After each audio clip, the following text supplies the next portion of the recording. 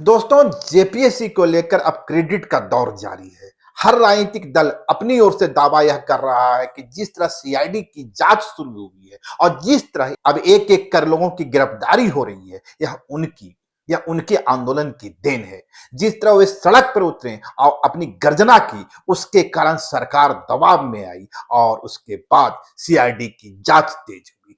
यही बात आप भाजपा की ओर से सुन सकते हैं, यही बात आप आजसू के नेताओं के मुंह से सुन सकते हैं। यानी सरकार ने जो भी कार्रवाई की है वह विपक्ष के दबाव में की है, लेकिन एक शख्स ऐसा है, वह शख्स है संजय मेहता, जो है तो आजसू में, लेकिन इन दिनों जो बयान दे रहे हैं उसे सुना जाना चाहिए। सुना इसलिए जाना चाहिए कि आजसू के तमाम नेताओं से बात करें, वे नीट पर चुप्पी साधे रहे हैं। भाजपा के नेताओं से बात करें, वे नीट पर चुप्पी साधे रहे हैं और गरजेंगे किस पर? जेपीएससी पर। लेकिन संजय मेहता एक ऐसे शख्स हैं जो आंसू में रहकर भी एक थम के साथ बोल रहे हैं, नहीं, आदि जंतर मंतर पर नौजवानों की आवाज आ रही है, जंतर मंतर से नौजवानों की आवाज आ रही है, तो अल्बर्ट एक्का चौक से भी नौजवानों की आवाज आ रही है और दोनों ही जगह नौजवानों का साथ मिलना चाहिए। यही बात आप टाइगर जयराम महतो के मुंह से सुनते रहे हैं। टाइगर जयराम महतो जब दिल्ली पहुंचे थे और जंतर मंतर से पीएम मोदी के खिलाफ गर्जना की थी, तब उन पर भी सवाल खड़े हो गए थे कि जेपीएससी के मुद्दे पर वे मौन है। और बाद में आपने देखा किस तरीके से टाइगर जयराम महतो ने जेपीएससी को भी मुद्दा बना दिया। उनसे मुलाकात हुई और सीआईडी की रेड पड़ी। खैर, मैं यहां बात कर रहा था संजय मेहता की। संजय मेहता भी इन दोनों उसी दमखम के साथ जिस तरह नीट पेपर लीक के मुद्दे को उठा रहे हैं, उसी तरह जेपीएससी के मुद्दे को भी आवाज देते दिख रहे हैं। ये बेहद कम चेहरे झारखंड में ऐसे हैं जो छात्र मूवमेंट के सवाल पर, नौजवानों के सवाल पर इतना संतुलित बयान दे रहे हैं। सुना जाना चाहिए संजय मेहता। सुनिए वे पूरे भाषण में किस तरीके से बगैर लाग लपेट के, बगैर पार्टी हित के या पार्टी का जो दायरा होता है, झंडों का जो दायरा होता है, उसका ख्याल किए हुए किस तरीके से नौजवानों के दर्द को बयां कर रहे हैं। तो सुनिए संजय मेहता। मेरे नौजवान साथियों, आप सबको मेरा जोहार, नमस्कार, आदाब, सलाम। बहुत सारे मैसेज, बहुत सारे कॉल, बहुत सारे इनबॉक्स में मैसेजेज आए हुए हैं कि आप जंतर मंतर पर क्या विचार रखते हैं, क्या सोचते हैं। मेरे नौजवान साथियों, मैं आपको एक बात कहना चाहता हूं और अपने व्यक्तिगत तौर पर अपने विचारों को भी आपके समक्ष साझा करना चाहता हूं। सच बोलता हूं, हमेशा से सच बोलता आया हूं, और चाहे राजनीतिक तौर पर मैं किसी दल से जुड़ा रहूं या फिर राजनीतिक तौर पर आप कोई विचारधारा रखते हो, लेकिन यह एक सच्चाई है कि पेपर लीक इस देश की एक बड़ी समस्या बन गई है। और पिछले 5-6 बरस में आप देखेंगे तो 165 पेपर लीक इस देश के अंदर हुए हैं। और इन 165 पेपर लीक में ऐसा नहीं है कि कोई सिर्फ एनडीए शासित राज्यों में हुआ है या फिर इंडिया शासित राज्यों में हुआ है। यह सेंट्रल गवर्नमेंट की भी एक समस्या है, यह एनडीए शासित राज्यों की भी समस्या है और यह इंडिया शासित राज्यों को भी समस्या है। तो यह कहना कि यह कोई एक दलगत भावना से इस विचार को रखना गलत होगा। मेरे नौजवान साथियों, मैं आपको कहना चाहता हूं कि पेपर लीक एक राष्ट्रीय समस्या है, एक राष्ट्रीय स्तर का विषय है और इस पर एक विमर्श होनी चाहिए, एक बातचीत होनी चाहिए।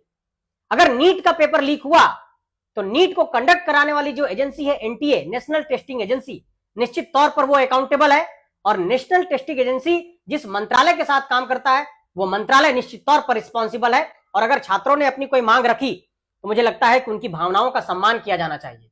अब आप झारखंड के अंदर देखिए, चाहे वो जेपीएससी हो चाहे वो जेएसएससी हो, यहां पर पेपर लीक होता है, सेटिंग गेटिंग होता है और नौकरियां बेची जाती है। तो यह सवाल झारखंड के अंदर भी खड़ा होता है। तो अगर इस तरीके से हम सेलेक्टिव हो जाएंगे कि हम यहां पर धरना प्रदर्शन कर रहे हैं, दिल्ली वाले मामले पर चुप हैं, दिल्ली में कोई एक तरीके से बोल रहा है और हम झारखंड में चुप हैं, ये मुद्दों पर सेलेक्टिव हो जाना इस देश के लिए एक बड़ा खतरा है।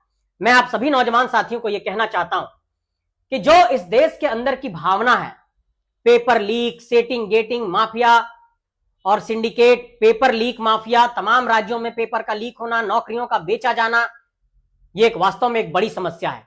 और आप सोचिए कि नीट की परीक्षा की जो नौजवान तैयारी कर रहे थे, जो बच्चे तैयारी कर रहे थे, उनके ऊपर क्या बीती होगी। झारखंड के अंदर जो जेपीएससी की तैयारी करने उनके ऊपर क्या बीता होगा। अभी आपने देखा कि बिहार में जो 72 बीपीएससी की परीक्षा है उसकी पीटी की परीक्षा को भी रोक लगा दिया गया है। तो इस देश के अंदर जो नौकरी और परीक्षा का सवाल है वो सवाल दलों से ऊपर उठकर है और इस पर सबको एक एकजुट होने की जरूरत है। और मैं एक बात कहना चाहता हूं, वाजपेयी जी ने एक बात कही थी कि लोकतंत्र में अगर विरोध की कोई आवाज उठ रही है तो उसको सम्मान दिया जाना चाहिए। विरोध के स्वर को दबाना लोकतंत्र को मारने जैसा है और तानाशाही को जन्म देने जैसा है। तो इसलिए नौजवानों पर जो लाठीचार्ज हुई दिल्ली के अंदर, एक नौजवान होने के नाते इसको तो मैं भी स्वीकार नहीं करूंगा, कोई स्वीकार नहीं करेगा। और झारखंड के अंदर भी जो नौजवानों पर लाठियां चलती है, केस मुकदमे होते हैं, फर्जी एफआईआर किए जाते हैं, छात्रों के आंदोलन को दबाया जाता है, इसको भी नहीं स्वीकार किया जाना चाहिए। तो मेरा सभी साथियों से यह कहना है कि वैचारिक बंधनों से ऊपर उठकर नौजवानों के मुद्दों पर अपनी मुखरता के साथ सामने आइए। और मैं फिर से यह कहना चाहता हूं आप मेरे नौजवान साथियों कि इस देश को परीक्षा में पारदर्शिता के मुद्दे पर विमर्श के केंद्र में लाना जरूरी है।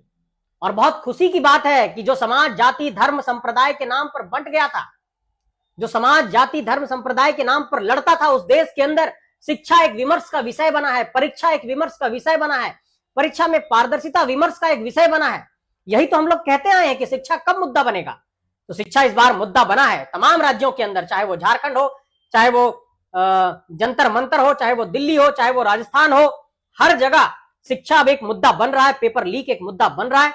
और इन मुद्दों पर मुखरता से हम सबको बात करनी चाहिए और हम सबको नौजवानों को एक साथ कदम ताल करते हुए संस्थाओं के विश्वसनीयता को कायम रखने के लिए सरकारों पर दबाव बनाने की जरूरत है। आज जो इंस्टीट्यूशनल डिग्रेडेशन हो रहा है, जो इंस्टीट्यूशनल क्रेडिबिलिटी खत्म हो रही है, जो इसके लिए जिम्मेवार है उससे सवाल होगा। इसमें गलत क्या है? जो संस्था जिम्मेवार है उससे सवाल करेंगे और अपनी मांग रखेंगे, इसमें कुछ गलत नहीं है। मैं यही बात कहना चाहता हूं पूरे झारखंड के नौजवान साथियों से, पूरे देश के नौजवान साथियों से, आइए मिलकर परीक्षाओं में पारदर्शिता के सवाल को और नौकरी में पारदर्शिता के सवाल को विमर्श के केंद्र में लाते हैं और एक साथ मिलकर दलगत भावना से ऊपर उठकर इन मुद्दों पर लड़ाई को तेज करते हैं। बहुत शुक्रिया और धन्यवाद आपका। लाइव लगातार के वीडियो को लाइक करें, सब्सक्राइब करें और बेल आइकन को दबाना न भूलें।